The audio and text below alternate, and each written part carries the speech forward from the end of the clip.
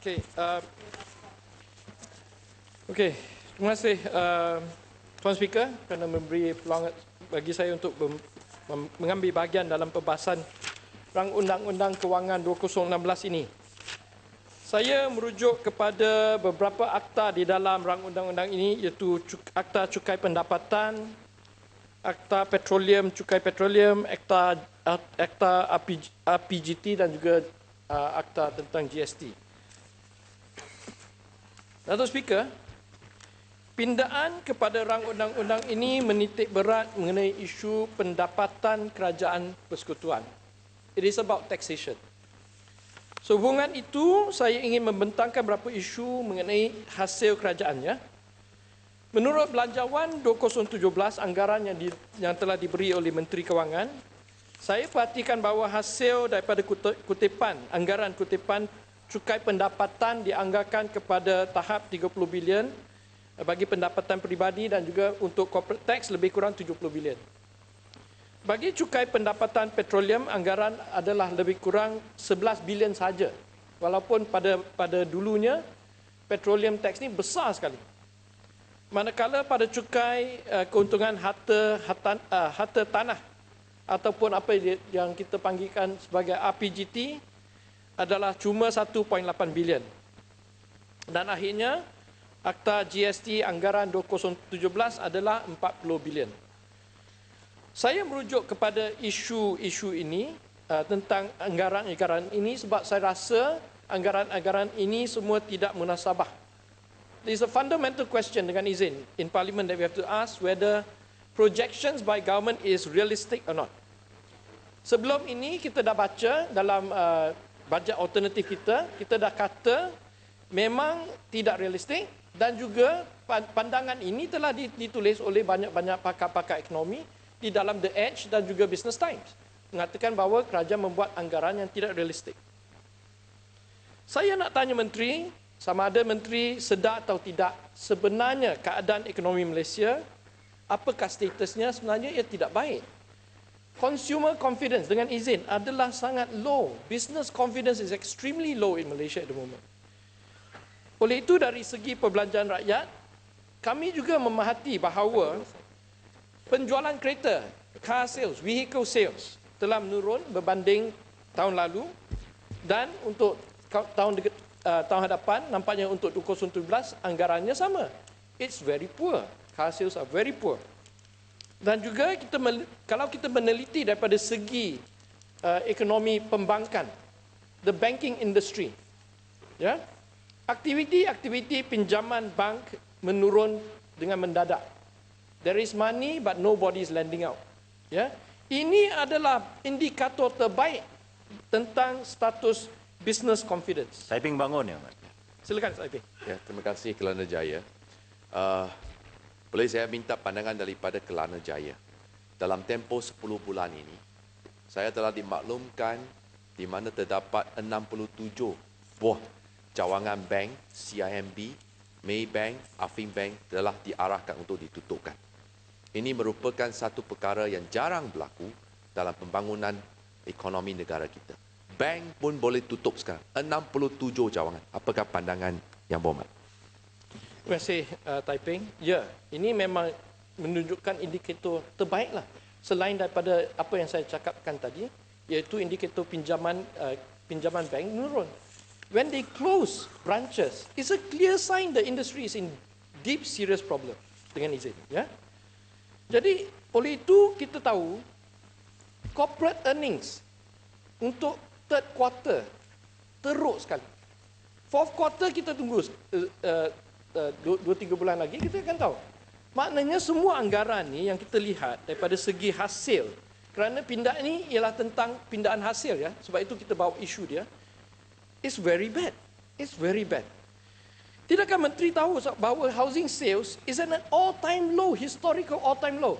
Pada masa 2008 ataupun 1997, masa ekonomi kita menghadapi Asian financial crisis, housing sales was better than today.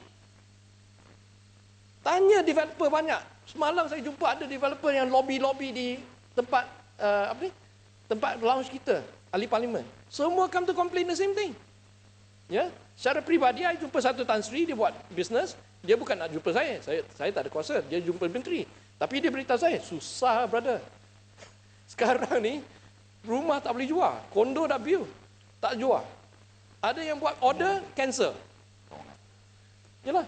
Maknanya sekarang ni bila kita lihat keadaan ekonomi, kerajaan tidak boleh membuat anggaran terlalu tidak realistik untuk kutipan cukai tahun depan, ya.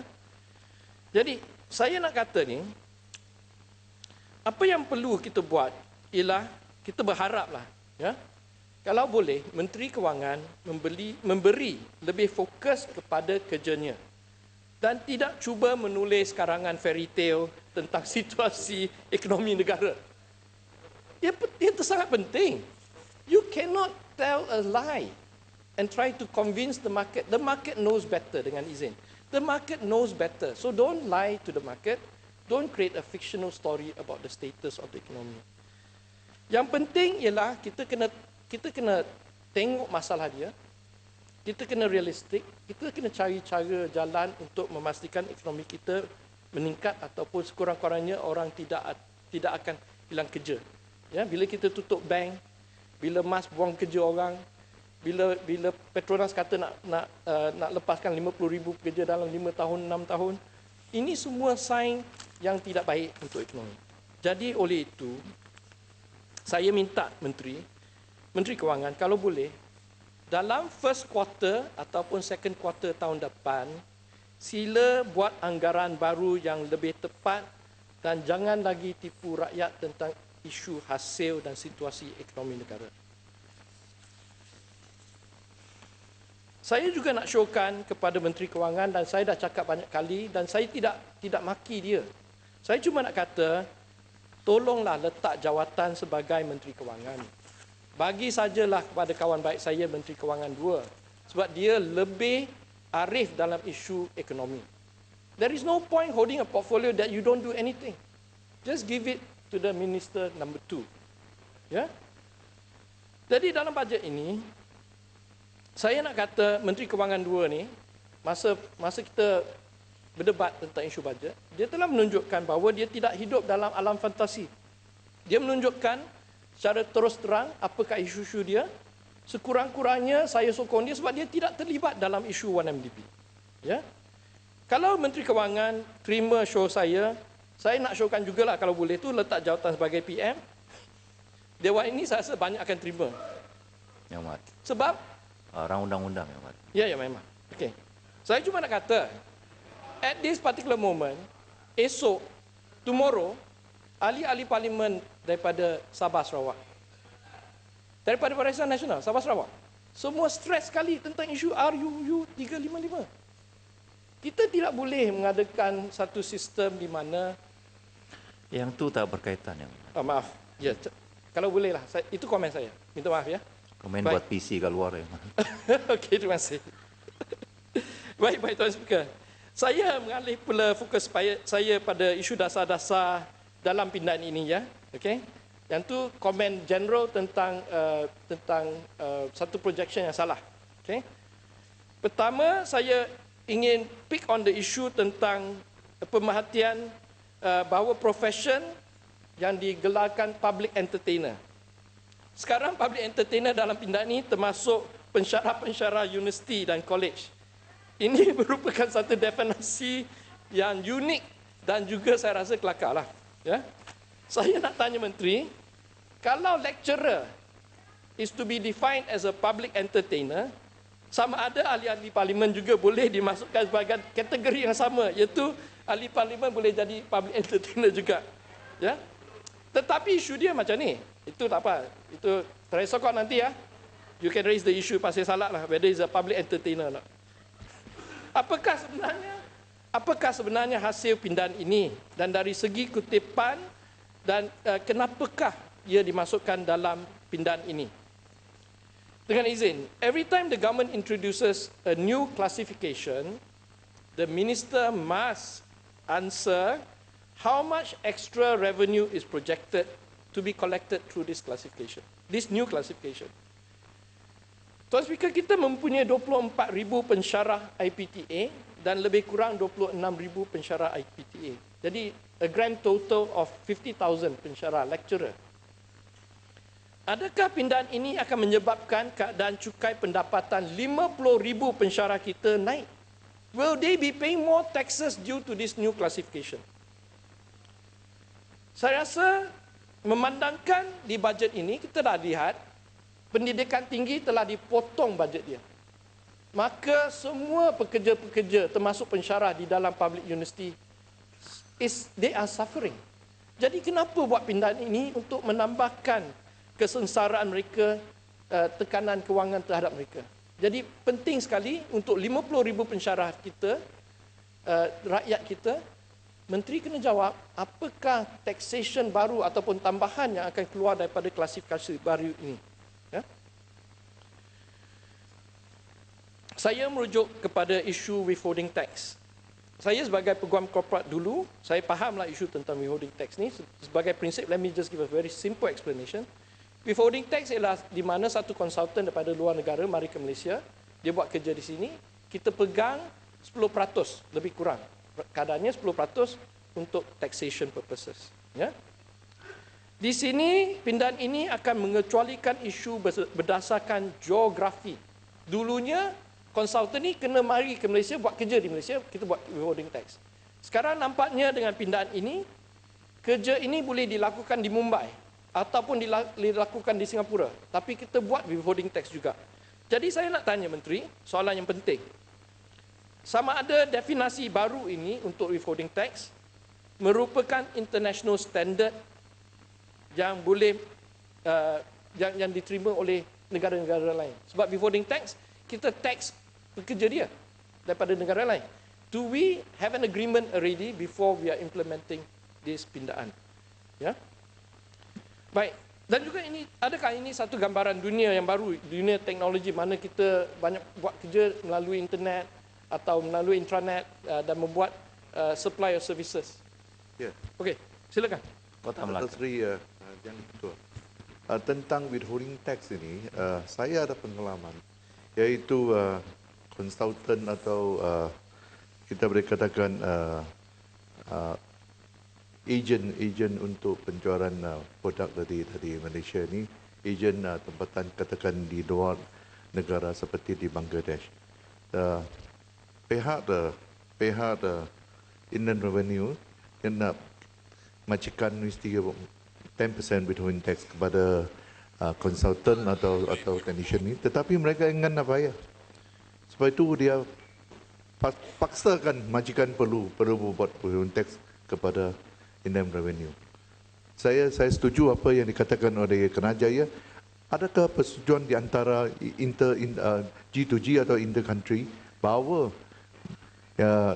technician atau konsultan dari luar negara ni, perkhidmatan mereka perlu bayar teks kepada negara kita. Terima kasih. Terima kasih Kota Melaka. Saya minta soalan dia ditambahkan pada ucapan saya ini. Ia memang penting sebab bila kita buat bisnes, isu taxation merupakan isu yang ketiga penting lah selain daripada tanah dan juga labor. Ya, isu taxation penting. Jadi kita kena tahu sama ada dengan jelas apakah impact daripada withholding tax ni. Baik, saya merujuk pada perkara lain. Saya merujuk pada isu tentang non-resident trading in commodities via consignees. Saya ingin tahu berapakah pendapatan tambahan yang boleh didapat oleh kerajaan dengan pembatalan section ini. Ya? Sebab dulu tak payah bayar, sekarang kena bayar. Ya? Saya ingin tanya pandangan Menteri, sama ada Menteri telah membuat perundingan ataupun consultation dengan industri-industri yang terlibat. Dan industri yang terlibat ni banyak. Getah, lada, koko, these are commodities. Did the minister spend any time talking to the industry leaders or their own ministers about this? Sebab dengan pindahan ini, jelas satu benda, Datuk Speaker, jelas ia akan menjejaskan industri itu sendiri dan juga mungkin menjejaskan harga pasaran komoditi. If you put a new tax on commodity, directly or indirectly, you will have market consequences. Jadi saya nak tanya, how much Dengan izin, how much tax will be collected by the government? Does it make sense? Minta jawapan daripada menteri yang terperinci. Apa yang kita tahu sekarang ini ialah lembaga hasil, dan ini adalah satu general comment. Lembaga hasil dalam negeri adalah begitu rancak sekali ataupun gangho dalam bahasa Inggeris untuk mengutip lebih hasil. Masa ekonomi kita teruk, dia lebih gangho lagi nak buat. Ya? Di dewan ini banyak ahli-ahli doktor. Ya, pakar-pakar doktor semua banyak sini. 2 minggu lalu ada satu tax consultant pergi ke office saya. Dia bawa komplain tentang isu taxation kepada doktor-doktor. Ya. Doktor-doktor kita biasanya pakai struktur, pakai syarikat sendirian berhad to do business. Okay? Dia tidak bayar personal income tax. Dia pakai syarikat sebagai satu special purpose vehicle untuk membuat bisnes dia. Ya. Dan apa kita tahu daripada tax consultant itu memberitahu saya cerita dia, dan lepas tu saya berjumpa dengan Dr. Tan Ki Kwong, Dr. Siti Maria, Dr. Lee Boon Chai. Kita dengar cerita dia. Dr. Fazil tak ada lah, tu doktor, bukan doktor betul tu. Dr. Fazil kacau. Baik, apa yang dia beritahu kita ialah ini. Income tax serbu mereka, suruh mereka bayar. Dan akhirnya kena bayar 300,000 setiap orang, lebih kurang, on average. 300,000 back taxes for using a company for their income tax. Isu dia macam ni. Isu dia pada masa mereka membuat syarikat-syarikat untuk buat bisnes mereka, bisnes perubatan mereka, it is completely legal to do it. This is not a case of tax evasion. This is a case of tax avoidance. Jadi apabila income tax mari nak jumpa mereka, kata you kena bayar balik 10 tahun, claw back 10 years, dia orang kena negotiate sampai 3 tahun, resulting 300,000 back pay. This is not legal. It cannot be like this.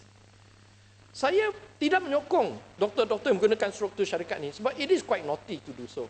Right? Ethically, I think it's wrong. But legally, what they did was not wrong. Doktor, please. Terima kasih, Dato' Sri Speaker. Ini doktor-doktor pakar yang guna sedia berhad, ini praktis sudah lama. Kalau nampak pandangan saya ini tak ada masalah. Tentang komen ahli yang berhormat dari Kelana Jaya, Inland Revenue serbu doktor, bukan saja serbu doktor, serbu banyak lain orang, termasuk lawyer, businessman, developer, yang orang yang jual kereta dan sebagainya. Apa komen ahli yang berhormat? Terima kasih, Wang Semaju. Yalah, saya nak cuma menunjukkan satu example, iaitu doktor. Ya. Apa yang kita lihat ialah satu trend yang sangat membimbangkan. Kerana dia menunjukkan tidak ada kepastian undang-undang. There is no certainty. Dulu is legal to have sendirian berhad. Sekarang, they can claw back and say it's not legal. Jadi, if there's no certainty, kita mungkin menghadapi salah guna kuasa dari segi selective prosecution of cases. Tuan Jaya. Ya, silakan. Saya cuma nak minta komen sedikit. Isu yang sama, tapi tentang time frame tu. Sebab kita diberitahu selalunya supaya simpan segala dokumen selama 7 tahun. Pembayar cukai kena simpan 7 tahun. Sebab boleh diperiksa balik dan cukai dan disemak kembali cukai. Tapi ada orang claim bahawa mereka diminta bagi balik maklumat 10 tahun yang lepas. Terima kasih. Kelana Jaya. Ya, silakan. Kota Tinggi. Silakan. Terima kasih, Dato' Sri Speaker. Tadi saya tarik Kelana Jaya cakap uncertainties. Mungkin pandangan sahabat saya, Kelana Jaya, is it uncertainties atau kita sebenarnya upgrading the system so that dia kurang keterisan? Minta pandangan corporate lawyer saya. Terima kasih. Pertama, Kuala Kedah betul. Ya, kita memang sepatutnya simpan 7 tahun. Tapi dalam isu doktor ni 10 tahun dia nak minta balik. Jadi isu dia, but it's good that it's resolved lah. I think that's the important thing. Tentang Kota Tinggi, dia senang isu dia. Ya. Kalau dulu undang-undang kata boleh buat, you tak boleh claw back. Untuk if you are tidying up the tax system, you can only move forward. You tak boleh kata, 10 tahun dulu je jahat lah. you nakal, kita nak ambil balik taxation tu. That is illegal. Income tax doesn't have this kind of power. But under the income tax law, yang kita nak pindah ni, kuasa dia mutlak. They are the deciders, they are the judge themselves. If you read the law or income tax, you have no appeal. I mean, you got minor appeal on procedure. But the ultimate say is in the income tax department. Maknanya, kita kena berhati-hati lah Kota Tinggi. I know Kota Tinggi ni ada money lah, some money lah. Ya, dia ada kereta cantik semua ni. We have to make sure that going forward, apa-apa undang-undang sepatutnya tidak mengambil 20 saat lagi. Okey, baik. Saya Colin dulu. Okey, tak apa. Cuma YB, bila kita dengar perbahasan tadi, timbul isu, adakah sistem pencurian kritik ini sudah hilang satu poin namanya rahmah, kasihan belas kepada rakyat?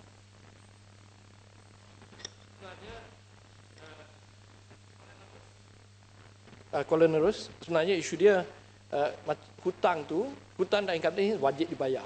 Itu saya tahu. Ya, tapi you have to have an understanding yang lebih natural justice, based on natural justice. You tak boleh claw back. You have to go forward. So please, saya minta ni, nanti saya sambung, minta cuma pandangan saya ialah trend income tax ini mengejar, clawing back, going back after back pay is too much. Terima kasih. Dah habis, Ahmad? Okey, nak sambung lagi? Ya, tapi saya dah. melihat ada 8 rang undang-undang yang perlu dihabiskan hari ini, Ahmad. Dapat selepas Yang Hormat Kelana Jaya ini, kita akan hadkan masa 15 minit, had masa Okey, 15 boleh. minit seorang selepas Kelana Jaya. Okey, So, terima kasih. Yang Hormat boleh ambil 2-3 minit selepas petang ni, Ahmad. Ya? 2-3 minit? Tak boleh. Banyak lagi. Ada Yang Hormat, mesyuarat Dewan ini tangguhkan hingga jam 2.30 petang.